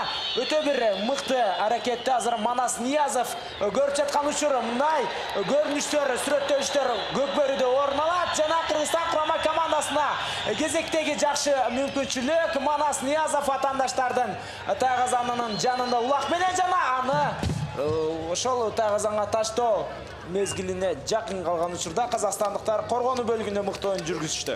Өтө жакшы бир чабуул уюштурулуп бара жаткан эле, бирок Манас Ниязовго тоскоолдук көрсөткөн казак оюнчулары болду дагы. Ал чабуул жыйынтыгына чейин жеткен жок, бирок дагы да болсо мына 7 упай артыкчылыгы бар экендигин сиздердин эсиңиздерге сала кетебиз. Мына эсиңиздерге салбасак дагы ошол эсеп тактасынан дана жана так көрүнүп турган учуру. Азыр казактардын бир оюнчусу жерге кулап түшкөн, ага байланыштуу алмашуу тест түрүндө жасалышы керек. Эрежеге ылайык мына кулаган оюнчу сыртка чыга элек маалда эле ошол алмашуудагы оюнчуну машыктыруучу чыгарууга укуктуу. Андыктан дал ошондой көрүнүштү дагы биз көрө алдык. Тест түрдө кайрадан казак курама командасы мына коргонууга жетип келген дагы биздин кезектеги чабуулду майтарууга жетише алды. Азыр айлампанын ичине тактап айтсак Казакстан курама командасынын мына оюнчулары дагы кирүүдө. Жана эки тараптан тең бир жеке аракеттер көрүлүшү керек. Казакстан курама командасынын тайгазанынын жанында бул эрүүл орундалат. Эки тараптан тең 12-чи катар сандагы оюнчуларды көрүүдөбүз. Сейитбек Анарбек уулу биздин оюнчубуз. Ал эми аларда 12-чи катарда Жээнкулов Элдар Гүлсары аргымагы менен ойноп жаткандыгын айтып өтөлү.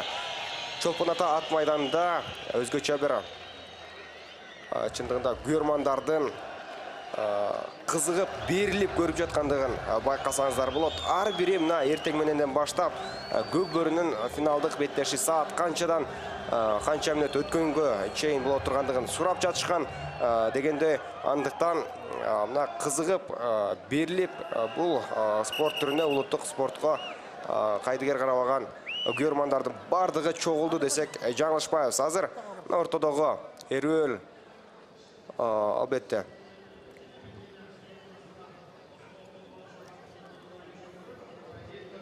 жыйынтыгына келип жетти.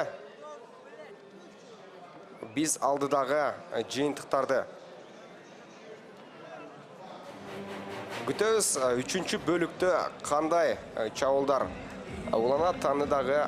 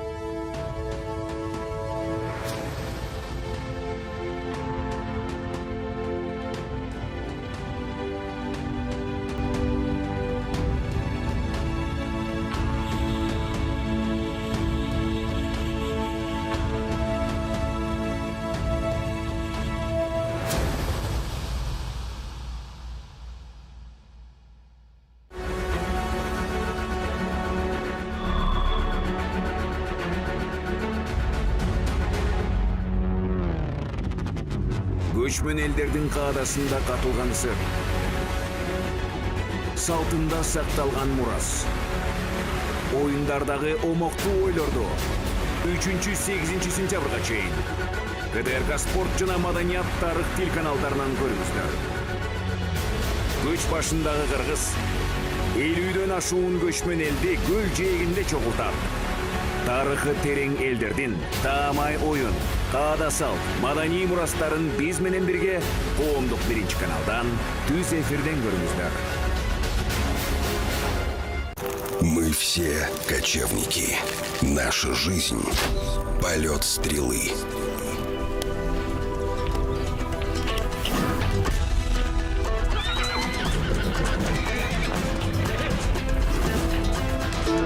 Через века и континенты мы пронесли свою культуру, традиции и игры.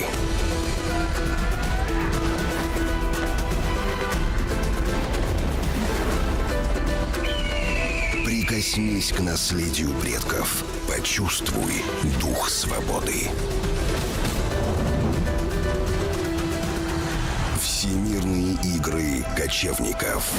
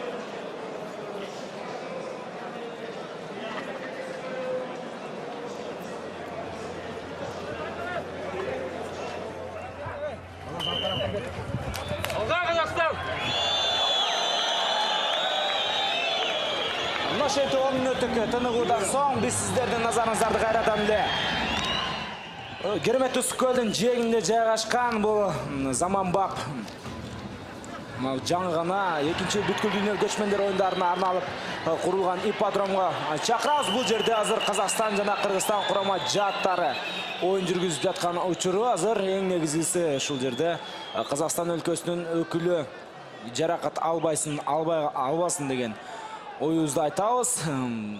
Карай турган болсок 9-номердеги Баглан Ширинбаев. Анын аты биринчи мүдүрүлүп кетип, андан кийин гана жыйынтыгы мына ушундай өкүнүчтүү абалга тушкандыгын көрө алдык. Албетте казакстандыктар үчүн өкүнүчтүү, себеби алар ушундай кереметтүү чабуулду жоготушуп алды. Ал эми бул беттеште эсеп сандары сиздердин назарыңыздарда ошол эсеп таблосунда дагы көрүнүп турат. 13 Кыргызстан курама командасы ишенимдүү түрдө алды да. Мына 19 мүнөт беттештин аягына чейин калган. Мына ошол беттештин бүтөрүнө чейин Кыргызстан курама жааты ортодогу айырманы узартыш керек, бирок кыскартпайт деген оюбуз бар. Ал эми бул беттешти көрүүгө келген көрмандардын саны 10.000ден ашуун экендигин сиздерге айтабыз. Өлкөбүздүн булуң бурчунан келип көрүшүүдө, жада калса ошол Баткен облусунан, Жалал-Абад, Ош облусунан, Нарын, Талас өрөөндөрүнөн келген ошол көрмандарды биз өз көзүбүз менен көрүп, алар менен учурашып келдик. Бул беттештин алдында демек Кыргыз качан ага көрмандык колдоо керек болгондо, анда алыска жакынга карабастан сөзсүз түрдө бири-бирин колдоо алат деп айтсам эч кандай жаңылышкан болбойм. Мына азыр ортодогу улакты азыр Кыргызстан курама командасы казакстандыктардын жайгашкан жарым аянтында талашат.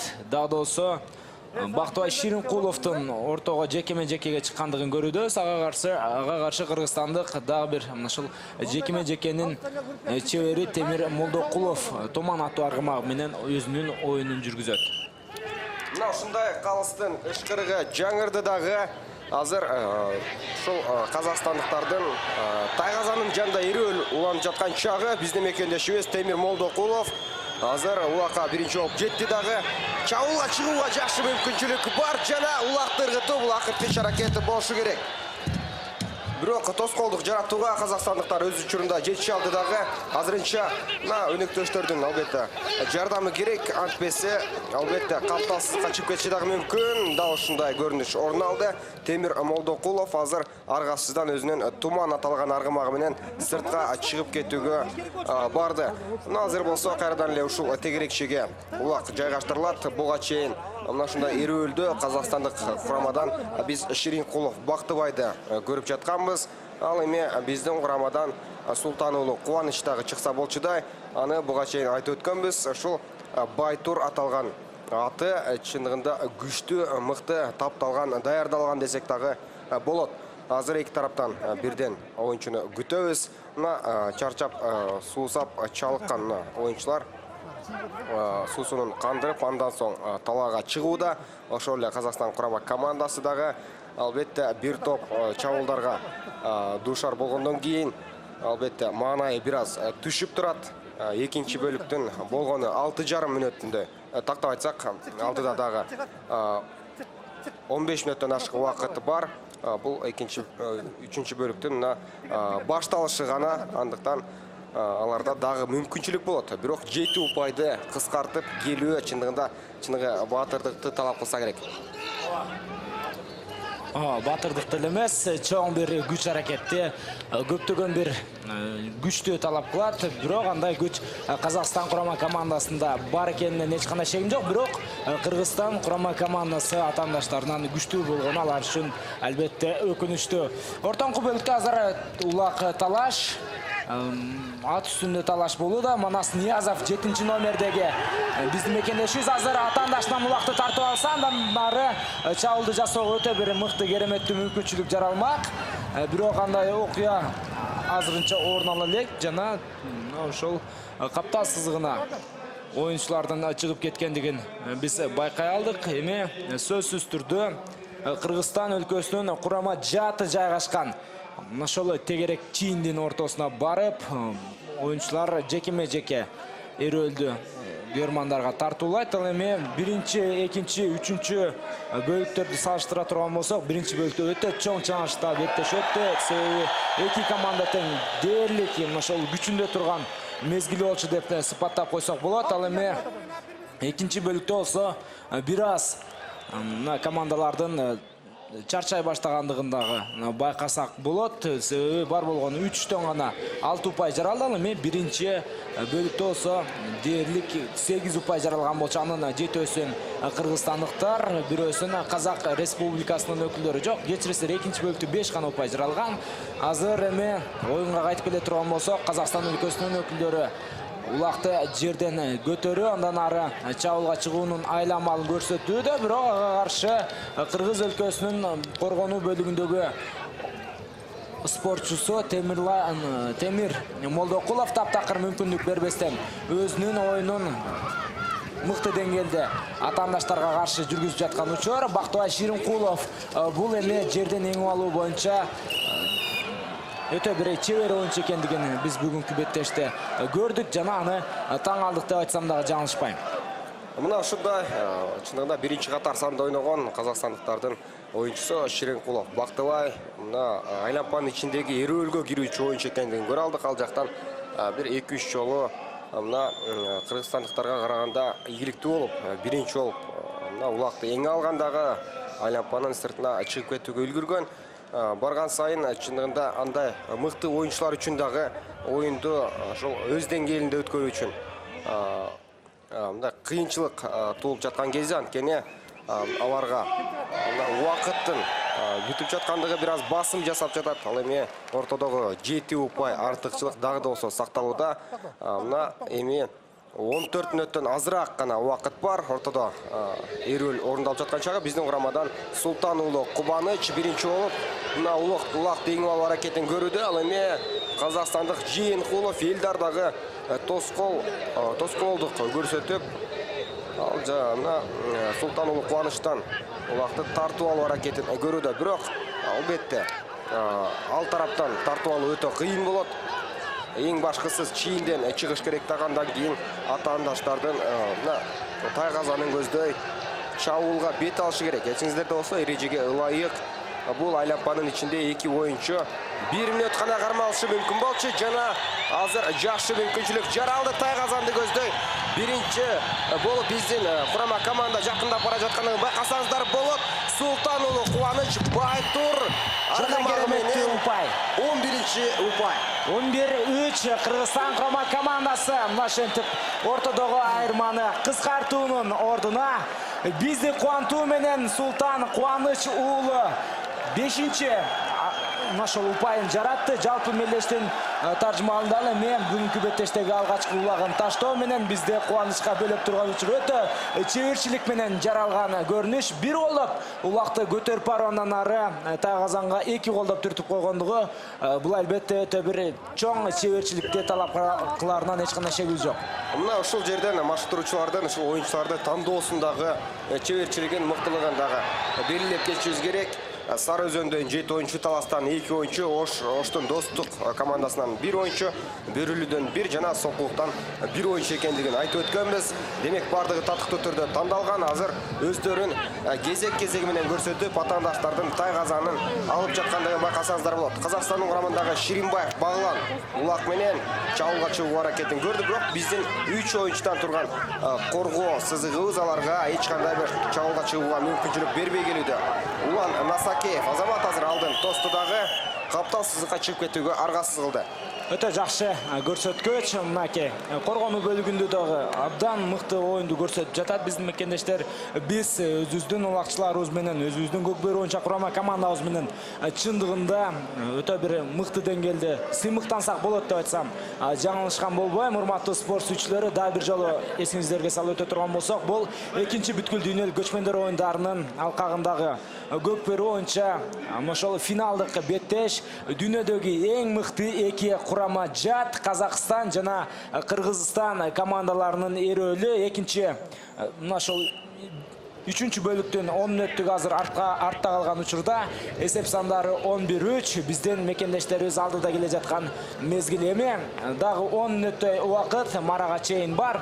Мына ошол 10 мүнөттө эгерде эле мекендештерибиз атаандаштарга өтө эле чоң мүмкүнчүлүктү берип койбосам да биздин куржунда алтын байге турган учуру деп айтсам дагы баарыңыздар менен макул болсоңуздар керек. Азыр ортоңку бөлүктөн улакты талашуу жана бул жерде жерден көтөрүп алуу Казакстан өлкөсүнүн өкүлүнүн карамагында болуп жаткандыгы бул биз үчүн өкүнүчтүү. Бирок такымга бас элегинде кыргызстандык спортчу Кубаныч Султан уулу өз мезгилинде мыкты аракетке барды жана атаандашы Бактыбай Ширинкуловдон улакты тартып алуунун айламалын жасап жаткандыгын көрүүбүз. Азганакай убакыттар мына азганакай гана жерден Бактыбай Ширинкулов улакты атаандашына тартып жиберди. Эми ашыкпастан Кубаныч Султан уулу өзүнүн кезектеги чабуулуна чыгыш керек. Ортоңку бөлүктөн мына ошол спортчулар чыкмайынча анда беттеш уланбайт. Биздин спортчубуз чындыгында тактикалык жүрүш жасап жаткан. Ал мезгилде абдан жакшы мүмкүнчүлүк жана эсеп сандары дагы бир жолу өзгөрүшү ыктымал. Экинчи упай биздин пайдабызда. Буга чейинки эпизоддун кайталоосу болду десек жаңылбайбыз. Дал ушундай мына Кубаныч Султан уулу ортоңку бөлүктөн улакка ээлик кылгандан соң атаандаштардын тайгазанын көздөй бет алган. Өтө жакшы мына экинчи улагын кезекте жаратып кое алды. Бизди сүйүндүргөн кайталоо десек дагы болчудай. Демек, эки окшош эпизодду чындыгында көрө алдык. Алдыда дагы биздин таштай турган убактарыбыз бар деген ишеничибиз бар. Барган сайын артыкчылык өсүүдө. Ал эми Казакстандык оюнчулардын маанайы түшүп бара жаткан кезде. Албетте, эки команданын тең мына ошол ийгиликке болгон ишеничи эң акыркы секундаларга чейин өтүп турса жакшы болмок. Бирок бизге андайдын кереги жок. Бизге чыныгы таза, таптаза жана чыныгы эрдик менен жеңиш керек болчу. Азыр дагы бир ирет биздин мекендештерибиз жерден убакты көтөрүп алган. Жана чабуул бар. Мыкты аракет. Ошол учурда уланмасак 13-чү упайды тайгазанга таштоо менен 10 упай ортодогу айырма. Кыргызстан Республикасы азырынча логикалык жактан алып караганда экинчи бүткүл дүйнөлүк оюндардын, көчмөндөр оюндарынын кечиресиздер чемпиону деп айтып койсок дагы жаңылышкан болбойбуз. Мына ушундай Улан Насакеев өзүнүн индивидуалдык чеберчилигин ушул жерден көрсөттү десек жаңылышкан болбойбуз. Казакстандыктар мына барган сайын оюн темпин жоготууда. Биз биринчи ошол тактап айтсак буга чейинки Султан уулу Кубанычтын улагын сүрөттөп баяндап бүтө элегибизде мына кийинки улактагы жаралып калган. Азыр дагы ушундай көрүнүш орундалып бара жаткандай байкасаңыздар болот. Рустам Тыналиев кезектеги улакты жаратып отурат. Азамат керемет. Керемет. Жакшы. Бул жерден мына таң калбай коюу мүмкүн эмес. Таң калбай коюу чындыгында мүмкүн эмес. Бул жерде эми биздин мекендештерибиз чыныгы мынакей Көкбөрүнүн чемпиондору, Көкбөрүнүн падышалары экендигин дагы бир ирет тастыктап турат. Ал эми Рустам Тыналиевке кыргыз жерге ким жетсин дегендей эле Рустам Тыналиевке ким жетсин. Караңыздарчы, кандай гана кереметтүү ыргытуу. Жада калса 2 упай берсе дагы жарашат. Себеби аттын үстүнөн ыргып өзү да тайгазанга түшүп калган. Мына биздин оюнчулар чындыгында Көкбөрү оюну үчүн улуттук мына мыкты спорт түрү үчүн жанын берүүгө даяр экендигин ушул беттештен көрсөттү десек жаңылышпайбыз. Кандай гана талашуу болбосун аягына чейин ойноп атаандаштын тайгазанын алууга аракетин көрүп жаткан кезде мына ушул жерден дагы биринчиден болуп эң алуу аракеттер жасалып жатат. Мына көк кийимчен казакстандыктар жеткен дагы капталсыздыкка чыгып кеткендигине байланыштуу оюн тоқтотылды, қалыстың ышқырығы жаңырғандығын уға алдық. Дерлік күйермандардың бардығы сүйініп тұрған үшір ошолы алмашудағы ойыншылардыңдағы эмоцияларын біз байқасақ болып. Мына беттештен бүтөріне болғаны 6 минута уақыт бар. 6 минутаның ішінде мына 14 севен дағы да болса алдыға өрчүтсі болчудай. Азыр жекеме-жеке орын алады. Жана адаттағдайлы Қазақстан құрама командасынан Ширинкулов Бақтыбай шықса керек. Жоқ, бұл учурда Момунов Нурдаулет шыққандан көріп отырамыз. Бізден болса Султан Улы Қуаныч. Султан Улы Қуаныч бұға чейін екі ушындай мына Ерөлден атандашына дерлік мүмкіншілік берген жоқтағы. Анын негізінде жалғыз барып атандаштың тайғазанына улақты ырғытып қойалған. Талаш орындалып жатқан кезде Мырзабаев Нуржигит мына бізден Султан Улы Қуанычқа қаршы ойнап, қапталсыздыққа шығып кеткен. Аға байланышты қайрадан айланпа ішіндегі Ерөлді көрөбүз. Мына беттештен бүтөріне болғаны 5 минута бар. Біз дағы шул ойыншылардан улақ күтөбүз. Күйермандар да күтіп жатса керек. Ооба, сөзсүз түрдө күйермандар бүгүнкү беттеште Кыргызстандын жеңишин күтүүдө. Андан сырткары Наке өтөдө ортодогу чоң айырмачылык менен дагы жеңишти эми тилек кылып баштады деп айтсам болот. Мен ушундай тилек кылуудамын. Азыр Сейитбек Анарбек уулу туура эле атаандаштардын жарым аянтын көздөп чабуул жасаган болчу. Бирок бул жерде эми Казакстан өлкөсүнүн өкүлдөрү караңыздарчы өтө бир кереметтүү өнөр алуу эми Кыргыз өлкөсүнүн карамагында болду. Бул жерде биздин мекендешибиз азыр 7 номердеги Манас Ниязов өтө кереметтүү атаандаштарды жазгыр өтүүсү жана туура эле эч кандай тоскоолдуксуз Казакстан құрама командасынын тайгазанынын жанында улан 15-чі упай. Канчалык биз ушул жерде Кыргызстан құрама командасына көрмандык кылган болсок, алар ошончолук деңгээлде бизге өтө бир кереметтүү беттешти тартуулады. Манас Ниязов чыныгы батыр, чыныгы бүгүнкү беттештин галиадору, бүгүнкү беттештин батыры. Эсеп сандары 15-3 Кыргызстан алдыда. Мына ушундай ушул жерден бир салыштырууга уруксат бериңиздер. Футбол дүйнөсүндө Месси менен Роналду кандай болсо, азыр биздин урамада Рустам Тыналиев менен Манас Ниязов дал ошондой оюн жүргүзүп жатат десек жаңылышпайбыз. Мына күйөрмандар сүрөп алдыга биздин ураманы мына тартып жаткан кези ошол учурда кайрадан эле улакка тартыш уланууда. Тактап айтсак, улакка болгон аракеттер дагы 3,5 мүнөттөй убакыт бар. Жана чабуул жасап калганга мүмкүнчүлүк дээрлик Казакстан урамасында деле бар. Алар дагы акыркы бир аракеттерин көрсө болчудай, балким эгер деле аракетин көрүп акырына чейин ойноп турган болсо, улакты тартыш ушул жерден жакшы орун алып жатат. Биздин мекендешибиз Улан Насакеев жана өнөктөшү эки жакка улакты тартып, анын негизинде капталсыздыкка чыгып кеткендигин көрө алдык. Демек, мына ушундай көрүнүштөн улам калыстын ышкырыгы жаңырды дагы биз Ерөлдү көрөбүз. Мына ортодогу айланпадан оюн уланышы керек. Беттештин бүтөрүнө 3 мүнөттөн азыраак убакыт бар. Ортодогу айырма болсо, өзүңүздөр байкап турганыңыздардай эле 12 упай. Эми биз өзүбүздүн мекендештерибизде расмий түрдө ушул экинчи ирет өткөрүлүп жаткан бүткүл дүйнө көчмөндөр оюндарынын экинчи ирет жеңүүчүсү болуп табылуусун күтүп калабыз. Биринчи өткөрүлгөн мелдеште дагы 2014 жылы кыргызстандыктар биринчи орунду алышкан. Анда Кыргызстан 1 жана Кыргызстан 2 курама жааттар оюн алып баргандыгын сиздердин эсиңиздерге салып өтөбүз. Себеби ал мелдешке Казакстан өлкөсүнүн өкүлдөрү келбей калганына байланыштуу. Сөзсүз түрдө эки күчтүү команда бир мелдеште болуш керек. Жок дегенде болбосо анда мелдештин ошол алтын байгесі үчүн эң бир чоң талаш тартыш, ошол таймаш орун албай калмак. Азыр жерден улак теңип алган бул Нурдаулет Момунов, анын аргымагы Арман Кара. Ал Арман Кара менен азыр ушул жерден топту жарымдан ары чабуулга чыгуунун айламалын көрүүдө жана чабуулга чыгып бара жаткан учурда Кыргызстан курама командасынын өкүлдөрү сөзсүз түрдө коргонууда мыкты ойноо. Азыр каптал чийининен сыртка чыгарып жибериш керек дагы. Андан кийин биз ошол убакыттын өтүшүн күтүп калсак дагы катачылык болбойт. Казакстан өкүлдөрүндө дагы да сулак сакталып келүүдө. Александр Пупенко буга чейинки оюндарда өзүнүн мыкты оюну менен бизде таң калтырган болчу. Бул Орус улутундагы спортчу. Бирок бүгүнкү беттеште биз Александр Пупенконун бир гана ошол улагын көрө алдык. Эмне болсо дагы ал Кыргызстан курама командасына жаралган улак экендигин эске ала турган болсок, бул спортчу бүгүн да өзүнүн мыкты деңгээлин бизге ошол боюнча мыкты сапатта тартуулап өттү деп айткандан мен эч кандай тайманбайм. Азыр Казакстан курама командасынын өкүлдөрү акырындап чабуулга чыгып бара жатат. Бирок бул жерде каптал сызыгына эми улак чыгып жок, улак дагы да болсо оюнда. Ал эми беттештин бүтөрүнө бар болгону 40 секундадай убакыт бар.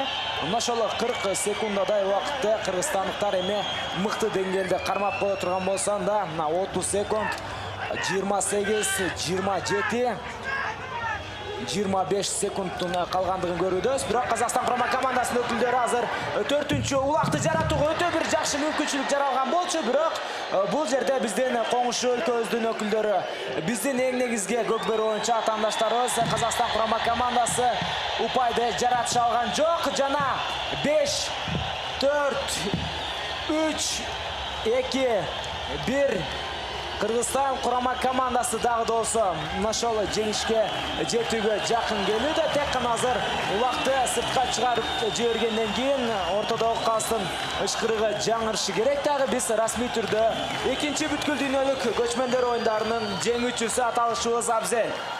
Мына ушундай урматтуу телекөрүүчүлөр, жалпы туугандар эле Кыргызстан курама командасы Казакстан курамасын таң калыштуу өзгөчө бир керемет эсеп менен 15-3 эсебинде жеңип алды.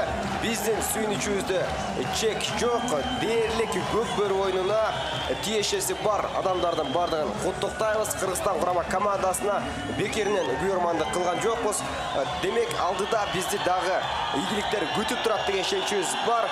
Бул биз өзүбүздүн иш сапарыбызда мына Кыргызстан улуттук курама командасындагы улакчылардын ата-энелери менен дагы жакшы тааныш болуп калдык. Аларды дагы бир рет куттуктайбыз, бардыгына ыраазычылык билдиребиз. Мына биздин мекендештер бир топ атаандаштарына караганда күчтүү экендигин Чолпон Ата шаарында жайгашкан азыркы ат майданда билдирип кое алды десек дагы болчудай. Бардыгыңыздарды дагы бир рет куттуктайбыз. Кызматыңыздарда мен Зайрат Эсенбай жана Нурсултан Турузбеков болдук. Мына ошентип биздин мекенибиздин баатырлары бизди кубантуу менен Кыргызстан курама командасынын капчыгына дагы бир жолу алтын байгени алып келип берди. Биз сөзсүз түрдө бул спортчуларды сиздерге дагы бир жолу айтып өтүшүбүз керек. Биринчи катар сан менен ойногон Тыныч Алыбаев Арго аттуу аргымагы, экинчи Кубаныч Султан уулу Байтор, үчүнчү Нурбек Юсупов Жиган аттуу аргымагы менен оюн көрсөткөн болсо, төртүнчү Марлис Койгалдиев Грозный аттуу өзүнүн мыкты тулпар менен бизди кубантты. Бешинчи Темир Молдокулов Туман аттуу аргымагы менен оюн алып барган болсо, алтынчы катар сан менен Айбек Эсеналиев Барон, жетинчи Манас Ниязов Бойко аттуу аргымагы менен биздин жүрөгүбүздөн орун алды. Чыныгы бүткүл дүйнөлүк ошол экинчи рет өткөрүлгөн көчмөн элдеринин оюндарында Манас Ниязов жалпы 10 упай жаратуу менен бүткүл дүйнөнүн оозун ачырды деп айтсам жаңылышкан болбойм. 8-чи катар сан менен Улан Масакеев бул спортчу дагы кыргыз көкбөрүсүнүн легендасын айланып бара жаткандыгын бүгүнкү беттештен улам байкай алдык. Анын аргымагы Граф. Ал эми 9-чу катар сан менен Азат Насыпбеков Айтумар. 10-чу бул Рустам Тыналиев Комбат аттуу өзүнүн тулпары менен бизге өтө бир кереметтүү беттешти жүргүзгөндүгү үчүн бул инсанга да биз өзүбүздүн ыраазычылыгыбызды билдиребиз.